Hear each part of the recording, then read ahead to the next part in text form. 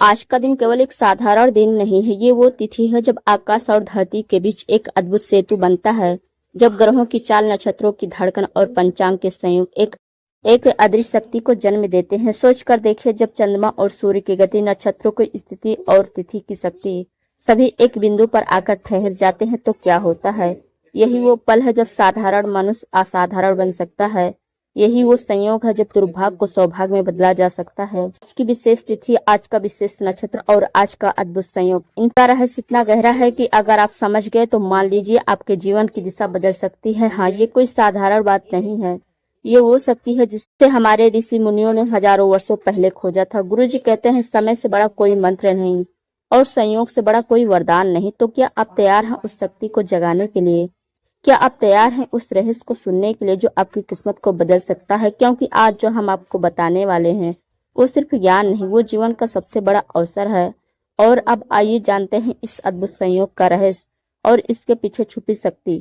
रात और आज का दिन आपके जीवन का सबसे बड़ा मोड़ साबित हो सकता है, क्योंकि भादो मास के इस विशेष पंचांग में 10वीं तिथि के इस अद्वितीय संयोग में नक्षत्र और योग की ऐसी मिलन घड़ी बनी है जिसे शास्त्रों में भाग्य पलटने वाला क्षण कहा गया है। जी हाँ, यही वह समय है जब अदृश्य शक्तियां आपके चारों ओर सक्रिय होती हैं।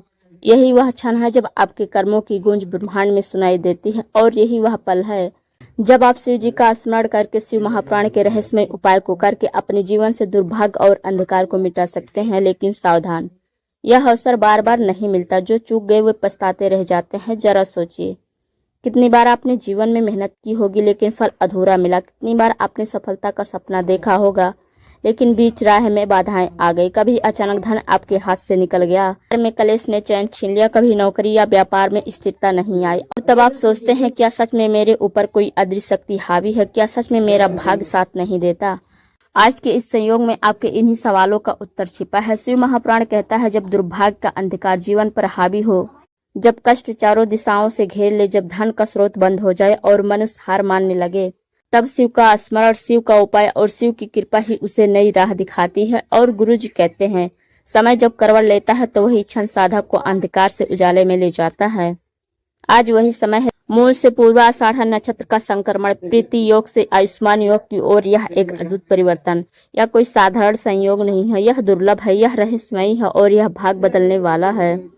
कल्पना कीजिए, जैसे आप इस उपाय को करेंगे आपके जीवन की उलझी डोर खुलने लगेगी, रुकावटें हटेंगी, आपके घर के दरवाजे पर लक्ष्मी के आशीर्वाद अस्थायी दस्तक देगा।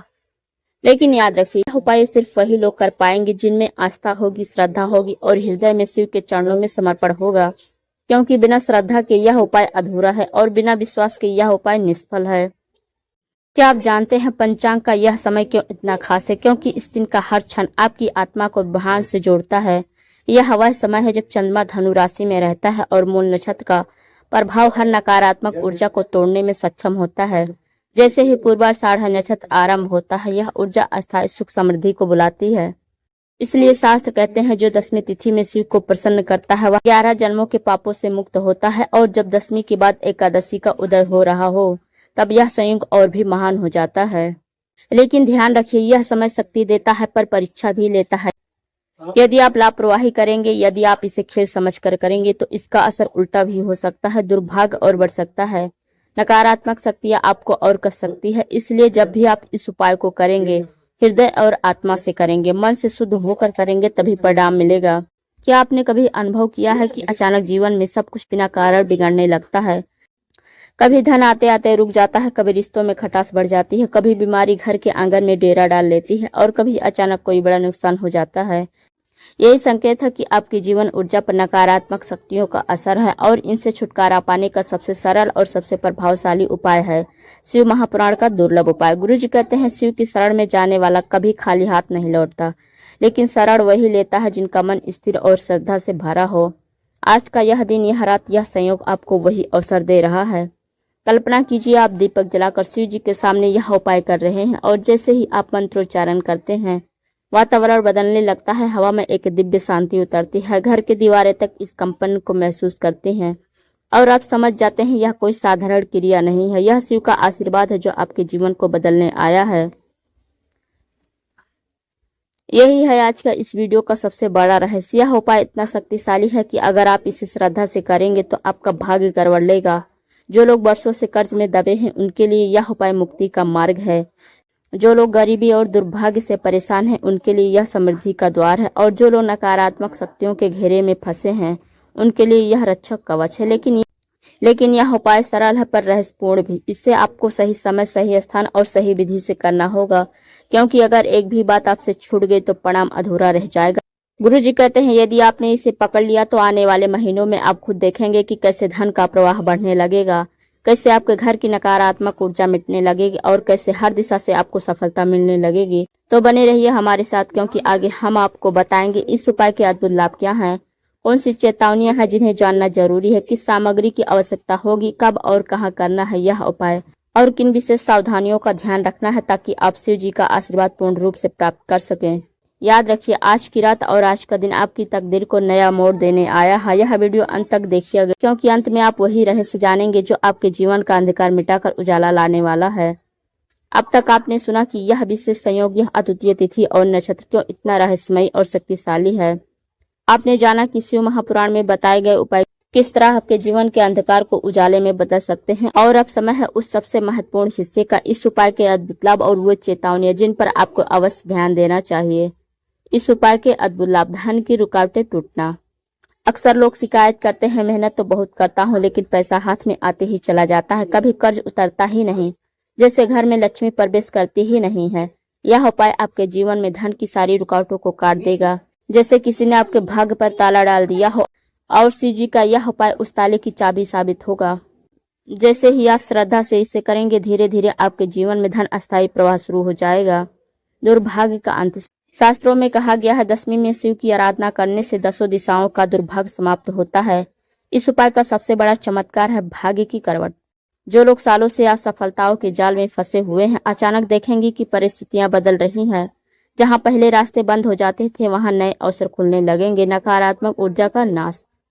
कभी आपने सोचा है कि अचानक घर में झगड़े क्यों बढ़ जाते हैं, बच्चों की पढ़ाई में क्यों बाधाएं आने लगती हैं, या बिना कारण बीमारी क्यों घर पर कब्जा कर लेती है? यह सब संकेत है नकारात्मक ऊर्जा के। शिव महापुराण का यह उपाय उन शक्तियों को तोड़कर आपके चारों ओर एक दिव्य कवच बना देता है। जैसे ही यह कवच बनता है, घर में सुख, शांति और सकारात्मक ऊर्जा का प्रवाह होने लगता है। रिश्तों में सामंजस्य। यह उपाय सिर्फ धन ही नहीं बल्कि रिश्तों में भी मधुरता लाता है। पति पत्नी के बीच के तनाव कम होते हैं, परिवार में एकजुटता बढ़ती है और अपनों के बीच दूरियां कम होती है, क्योंकि जब नकारात्मक ऊर्जा हटती है तो प्रेम और समझदारी की जगह स्वतः बढ़ जाती है। करियर और व्यापार में सफलता। जिनके काम बार बार बिगड़ जाते हैं, जिनकी नौकरी में प्रमोशन अटका है या व्यापार घाटे में चल रहा हो, उनके लिए यह उपाय शिव जी की विशेष कृपा का माध्यम बनता है। शिव महापुराण कहता है, जो शिव को दशमी पर प्रसन्न करता है उसके लिए नए द्वार खुलते हैं। गुरु जी कहते हैं, समय बदलता है और जब समय शिव की कृपा से बदले तो रुकावटें रेत की दीवार की तरह ढह जाती हैं। मानसिक शांति और भय से मुक्ति। आपने देखा होगा कुछ लोग बिना कारण और डर की चिंता में जीते हैं, उन्हें रात को नींद नहीं आती, बेचैनी हमेशा बनी रहती है। यह उपाय आपके मन को स्थिर करता है, आत्मा को शांत करता है और आपको उस अदृश्य भय से मुक्त करता है जो आपकी उन्नति को रोक रहा होता है। इस उपाय को करने के बाद धीरे धीरे जीवन में सकारात्मक समाचार आने शुरू होते हैं। गुरु जी कहते हैं, जहाँ लाभ अपार है वहीं यह भी सच है कि यह उपाय खेल नहीं है। यह एक दिव्य साधना है जो श्रद्धा और विधि से ही फल देता है। यदि आप इसे हल्के में लेंगे, लापरवाही से करेंगे या अधूरी श्रद्धा से करेंगे तो परिणाम उल्टे भी हो सकते हैं। श्रद्धा अनिवार्य है। अगर आपके मन में संदेह है, चलो करके देख लेते हैं, अगर हुआ तो ठीक है वरना कोई फर्क नहीं पड़ेगा, तो कृपया इस उपाय को ना करें, क्योंकि आधे मन से किया गया उपाय न केवल निष्फल होता है बल्कि नकारात्मक असर भी छोड़ सकता है। शुद्धता का पालन करें। यह उपाय करते समय शरीर, मन और स्थान की शुद्धता आवश्यक है। यदि आप अशुद्ध मन से करेंगे या जगह पर गंदगी होगी तो शिव की कृपा अधूरी रह जाएगी। समय की अनदेखी ना करें। शास्त्रों में हर उपाय का एक निश्चित समय बताया गया है। यदि आप उस समय का पालन नहीं करेंगे तो उपाय का प्रभाव घट जाएगा। याद रखिए, समय ब्रह्मांड की सबसे बड़ी शक्ति है। अगर शास्त्र में किसी विशेष सामग्री का उल्लेख है और आप उसे बदलकर कुछ और इस्तेमाल करते हैं तो परिणाम पूरी तरह बदल सकते हैं। इसलिए सामग्री को सही रूप में सही भाव से लाना आवश्यक है। नकारात्मक विचारों से दूर रहे। उपाय करते समय अगर मन में क्रोध, घृणा या नकारात्मक विचार होंगे तो यह उपाय सीधे ब्रह्मांड में चली जाएंगी और असर उल्टा होगा। मन को शांत रखें, श्रद्धा से भरें, तभी फल मिलेगा। दिखावा ना करें। यह उपाय ईश्वर से जुड़ने का है, दिखावा करने का नहीं। अगर आप इसे दूसरों को दिखाने के लिए करेंगे तो शिव जी की कृपा आपसे दूर चली जाएगी। आधे अधूरे ज्ञान से बचे। कई लोग सिर्फ सुन सुनकर उपाय कर लेते हैं बिना पूरी विधि जाने। याद रखिए, अधूरा ज्ञान सबसे बड़ा विनाशक है, इसलिए वीडियो को अंत तक देखिए और हर बात पूरी तरह समझकर ही उपाय करें। तो अब तक आपने जाना कि इस उपाय के लाभ कितने अद्भुत हैं। आपने यह भी सुना कि किन चेतावनियों को अनदेखा करना घातक हो सकता है।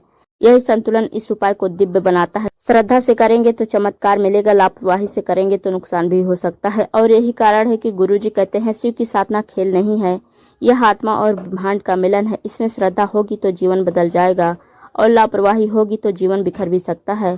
तो आगे हम आपको बताएंगे इस उपाय को करने के लिए कौन सी सामग्री चाहिए, कहाँ करना है। याद रखिए, यही वह बिंदु है जहाँ साधारण दर्शक और सच्चा साधक अलग हो जाता है, क्योंकि सामग्री और समय की सटीकता ही उपाय को सफल बनाती है। गुरुजी कहते हैं, सही सामग्री, सही स्थान और सही समय ही साधना को जीवन बदलने वाली शक्ति बनाते हैं। आवश्यक सामग्री। आप सोच रहे होंगे कि आखिर शिव जी की यह उपाय करने के लिए किन किन चीजों की जरूरत है, तो सुनिए ध्यान से, क्योंकि हर वस्तु का अपना गहरा अर्थ है। शुद्ध गंगा जल हो तो सर्वोत्तम। यह जल मात्र पानी नहीं है, यह पवित्रता का प्रतीक है।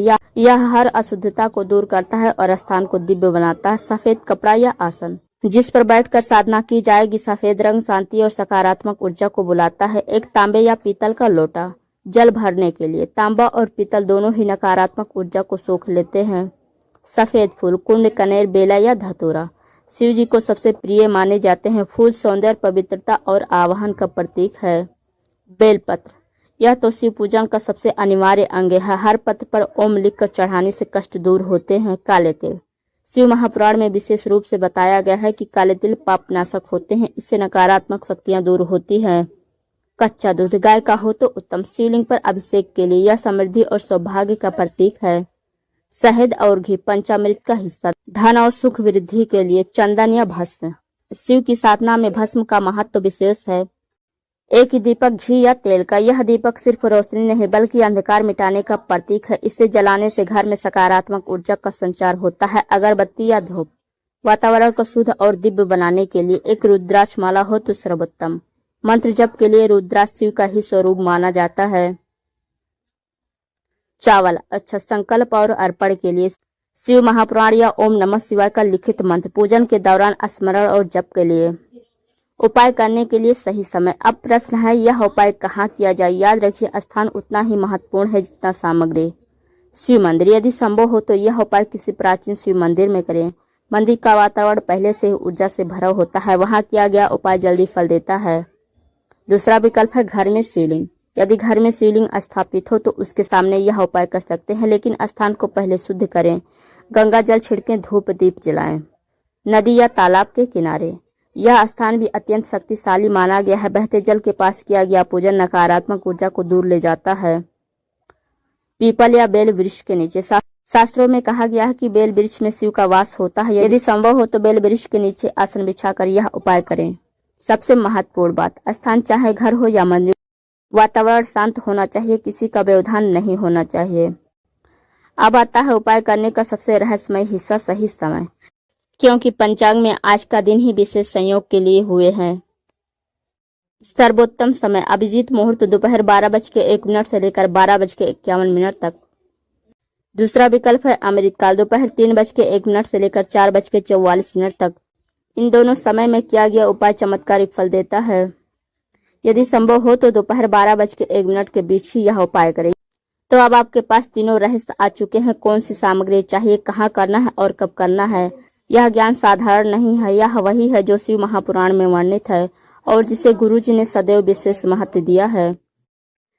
तो आगे हम आपको बताएंगे इस उपाय की विधि, यानी इसे कैसे करना है। यह वही हिस्सा होगा जो आपको कदम दर कदम मार्ग दिखाएगा। चरण 1, शुद्धिकरण।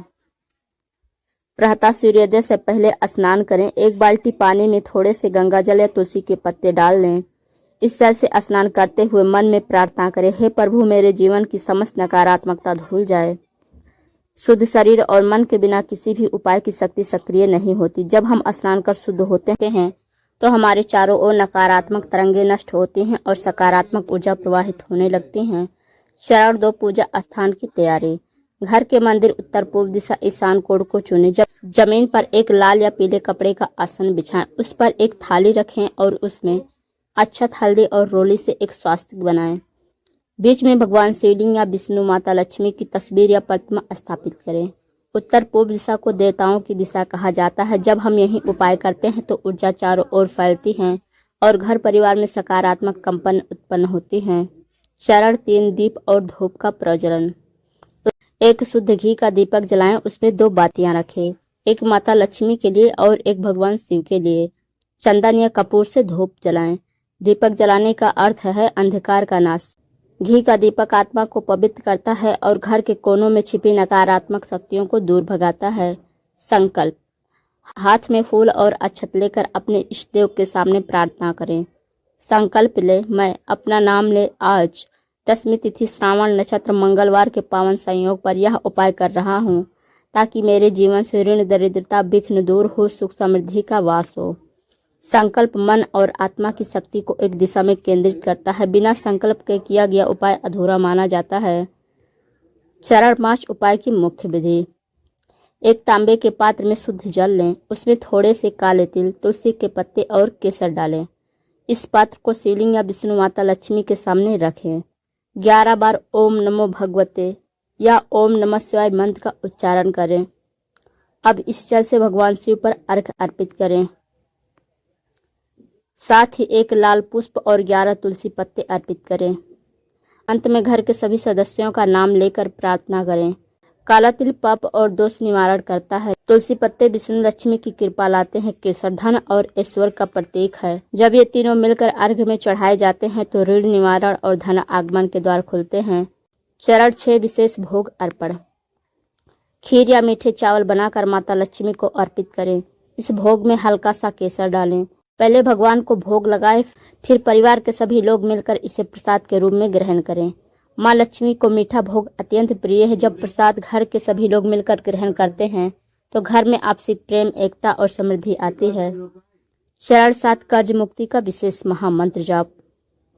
अब ये मंत्र बोले, ओम ऋण मुक्ति शिवाय नमः। एक रुद्राक्ष की माला लें, कम से कम 108 बार इस मंत्र का जाप करें। प्रत्येक जप के साथ अपने मन में ऋण या समस्या का स्मरण करें। यह मंत्र ऋण मुक्ति का सीधा साधन है। लगातार जप से अदृश्य ऊर्जा सक्रिय होती है और धीरे धीरे धन समस्याओं का समाधान होने लगता है। चरण 8, अंत में आरती और आशीर्वाद। भगवान विष्णु, लक्ष्मी और शिव जी की आरती करें। सभी घर वाले आरती में शामिल हो। अंत में अपने माथे पर अक्षत और प्रसाद लगाएं। आरती का अर्थ है आभा मंडल बनाना। जब दीपक की लौ से हम देवता की महिमा गाते हैं तो चारों ओर ऊर्जा का दिव्य कवच तैयार हो जाता है। उपाय करते समय मन को क्रोध, चिंता और नकारात्मक सोच से दूर रखें। किसी को अपशब्द न कहें। उपाय का प्रभाव तभी होगा जब व्यवहार भी शुद्ध होगा। भोग में नमक या तामसिक वस्तुएं, प्याज, लहसुन न डालें। उपाय हमेशा पूर्व या उत्तर दिशा में करें।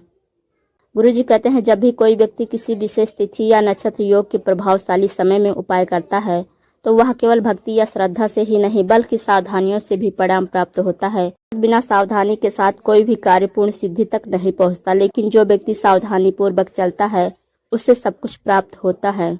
इस विशेष दिन के उपाय में भी सावधानियां अत्यंत आवश्यक हैं। आइए इसे क्रमबद्ध और विस्तार से समझते हैं।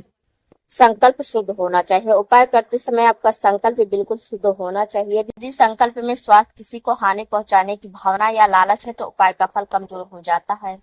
संकल्प ऐसा होना चाहिए कि मैं अपने जीवन से दरिद्रता, दुख, रोग और बाधाएं दूर करके शांति और समृद्धि प्राप्त करूं। शुद्धता संकल्प का वह बीज है जो साधना को फलदायी बनाता है।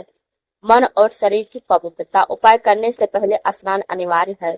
सफेद कपड़े पहने, विशेषकर हल्के शुभ रंग जैसे पीला या सफेद। मन में शुद्धता हो, किसी प्रकार का क्रोध, वासना या नकारात्मक विचार ना हो। जब शरीर और मन शुद्ध होते हैं तभी ईश्वरीय शक्ति हमारे भीतर उतरती है। समय का पालन करें। गलत समय पर किया गया उपाय कभी कभी उल्टा भी असर कर सकता है। गुरुजी कहते हैं, समय वही ताला है जो ब्रह्मांडीय शक्ति का दरवाजा खोलता है। सही समय पर किया गया उपाय हजारों गुना फल देता है। स्थान का महत्व। उपाय मंदिर, घर के पूजा स्थल या नदी, तालाब के किनारे किया जा सकता है, लेकिन स्थान शांत होना चाहिए और वहां कोई अपवित्रता ना हो। शोरगुल, क्रोध या अपमान वाले वातावरण में उपाय कभी फलदायी नहीं होता। स्थान पवित्र होगा तो साधना की ऊर्जा सीधे आत्मा में प्रवेश करेगी। सामग्री की पवित्रता। उपाय में जो भी सामग्री प्रयोग हो, जैसे दीपक, तिल, जल, फूल, चावल, घी आदि, उसे पहले ही शुद्ध कर ले। बासी, सड़ी गली या अपवित्र वस्तुओं का भी प्रयोग ना करें। यदि सामग्री गिर जाए या दूषित हो जाए तो नई सामग्री लेकर ही कार्य करें। शुद्ध सामग्री साधना को पूर्ण और फलदायी बनाती है। मंत्र उच्चारण की शुद्धता। यदि उपाय में मंत्र का जाप करना हो तो उसका उच्चारण सही होना चाहिए। आधे अधूरे या गलत मंत्र का जाप करने से लाभ की जगह हानि हो सकती है। मंत्र ध्वनि ही ऊर्जा का माध्यम है। गलत ध्वनि से ऊर्जा विकृत हो सकती है। उपाय के दौरान मौन। उपाय करते समय ज्यादा बोलना, हंसना या मजाक करना ऊर्जा को नष्ट कर देता है। जितना हो सके मौन या मंत्र जपने लीन रहे। मौन साधना को शक्तिशाली बनाता है। भोजन और आचरण की शुद्धता। उपाय के दिन नशा, मांसाहार, झूठ और वाद विवाद से दूर रहें। सादा और सात्विक भोजन करें। सात्विकता से साधना का फल कई गुना बढ़ जाता है। आवाहन और विसर्जन की सावधानी। जब आप किसी देवता या ग्रह शक्ति का आवाहन करते हैं तो अंत में विधिवत प्रार्थना और आभार व्यक्त करने से उन्हें विसर्जित करना आवश्यक है। आधा छोड़ा गया उपाय कभी कभी व्यक्ति को परेशान कर सकता है। आभार और विसर्जन ही साधना की पूर्णता है। गुप्तता बनाए रखें। जो उपाय आप कर रहे हैं उसकी चर्चा दूसरों से ना करें। ऊर्जा जितनी गुप्त रहती है उतनी ही सशक्त होकर फल देती है। गुप्तता ही साधना की सुरक्षा कवच है। श्रद्धा और धैर्य। तुरंत फल की अपेक्षा ना करें। कुछ उपाय तुरंत असर दिखाते हैं, कुछ उपाय धीरे धीरे। धैर्य और श्रद्धा रखने से ही पूर्ण फल मिलता है। धैर्य ही आस्था की असली परीक्षा है। गुरु जी कहते हैं इन सावधानियों को पालन करने से 2 सितंबर का यह उपाय व्यक्ति को दरिद्रता, रोग और शत्रु बाधाओं से मुक्ति दिलाकर जीवन में सुख, शांति और समृद्धि प्रदान करेगा। याद रखें, उपाय केवल कर्मकांड नहीं है, बल्कि यह ऊर्जा का विज्ञान है। सही नियत, सही समय और सही सावधानी से किया गया उपाय ही भविष्य को बदलने की शक्ति रखता है।